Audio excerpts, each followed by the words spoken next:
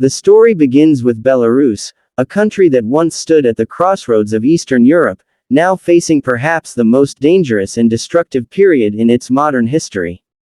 Once viewed as a quiet buffer state, Belarus is now being pulled into the whirlwind of Russia's war on Ukraine, a conflict that is tearing apart its fragile economy, society, and political identity.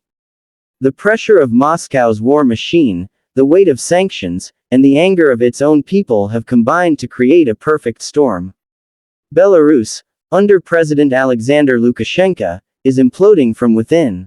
This is not just a collapse of a government but the slow-motion destruction of an entire nation's stability, culture, and future. Hello everyone, welcome back to the World Conflict Monitor channel. Please don't forget to subscribe to my channel for more in-depth global analysis and updates on wars, conflicts, and political shifts. Today, we are going to review and explain the situation in Belarus under the shadow of Putin's war, using a framework of exterior, interior, performance, safety features, unique selling points, price, and conclusion. This way, we can break down the crisis like a full review and understand why Belarus is spiraling into collapse. On the exterior, Belarus presents itself as a loyal ally to Russia.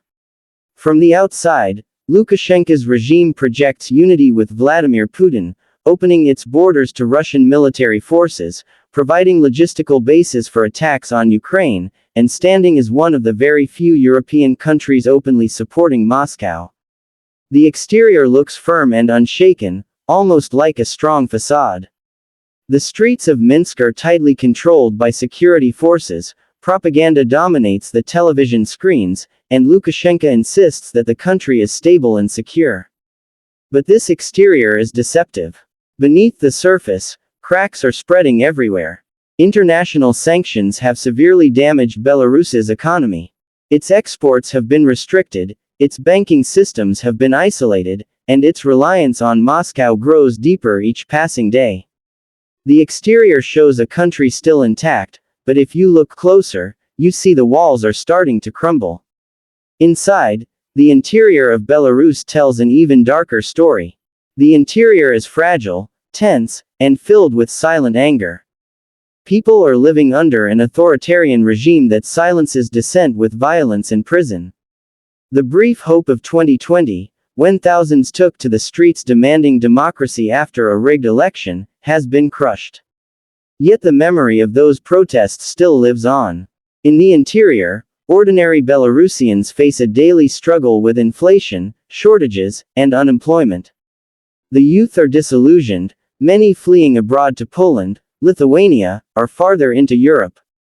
The political opposition is either exiled, imprisoned, or underground. The interior of this nation is not strong, it is weak, suffocating, and brittle. Lukashenko might control the state machinery, but he cannot control the resentment that has settled deep into the hearts of his people. When we look at the performance, Belarus is performing poorly on almost every front. Economically, it is collapsing under the weight of sanctions. Its GDP has contracted, inflation has soared, and industries once connected to European markets are paralyzed. Politically, it is performing as little more than a puppet state of Russia, with Lukashenko unable to make independent decisions. Militarily, Belarus performs as a staging ground, not as a strong force itself. Russian troops enter, train, and operate from Belarusian territory, but the Belarusian army itself lacks both capability and morale. Performance in international diplomacy is equally disastrous, isolated from Europe, distrusted by neighbors, and completely dependent on Moscow. The overall performance of the Belarusian state is weak, unconvincing, and unsustainable. In terms of safety features, Belarus is failing its people. Safety is supposed to mean security, protection, and a guarantee of stability for citizens. Instead, the state has turned into a machine of repression. Protesters are beaten, journalists are jailed, opposition leaders are silenced. Safety for the regime exists, because Lukashenko protects himself through fear and Russian backing.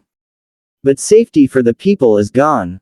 The constant threat of being dragged into Russia's war against Ukraine also removes any sense of security. Belarusians fear conscription, fear bombings, fear their land becoming a battlefield. Safety features are supposed to shield the people, but in Belarus, they only serve the dictator. Now let's talk about the unique selling points. In theory, Belarus once had several. It was called the last Soviet-style economy in Europe, with cheap labor, industrial output, and close ties to both East and West. It had a geographic advantage, being at the heart of Europe, serving as a bridge between Russia and the EU. It also once prided itself on relative stability compared to other post-Soviet states. But now, these unique selling points have turned into weaknesses. Its geographic position makes it a frontline in a dangerous war. Its economy, dependent on outdated Soviet structures, has collapsed under sanctions. Its stability has turned into stagnation and repression. Belarus no longer has unique selling points for the world, it only has liabilities. Its only selling point today is loyalty to Moscow, which is a dangerous and costly choice. When we talk about price, Belarus is paying one of the highest prices in Europe today. The price of aligning fully with Russia is enormous. Economically, it has lost billions in trade, investment, and international cooperation. Politically, it has lost independence, becoming a vassal of the Kremlin. Socially, it has lost trust from its own citizens, as the regime depends on fear rather than legitimacy. And militarily, the price could become even bloodier if Belarus is forced directly into the war. Lukashenko himself is paying a price too. He is more isolated than ever, forced to rely completely on Putin's survival. And the Belarusian people, the biggest losers, are paying with their futures, their freedoms, and their hopes. In conclusion, Belarus is imploding because it has tied itself too closely to a war that is destroying everything in its path. Putin's invasion of Ukraine has not only destabilized Russia but is also dragging Belarus down into collapse. On the exterior, it may look strong and loyal, but inside it is fragile. Its performance is weak, its safety features are repressive, its unique selling points are gone, and the price it pays is unbearable. Belarus is not just suffering under Lukashenko's dictatorship, it is being consumed by Putin's war. Unless something changes dramatically, Belarus will remain on the path of implosion, a silent casualty of Moscow's disastrous gamble in Ukraine. And that is the full review and explanation of Belarus's current situation. Thank you for watching, and once again, please make sure to subscribe to the World Conflict Monitor channel for more updates, analysis, and reviews of the world's most urgent conflicts.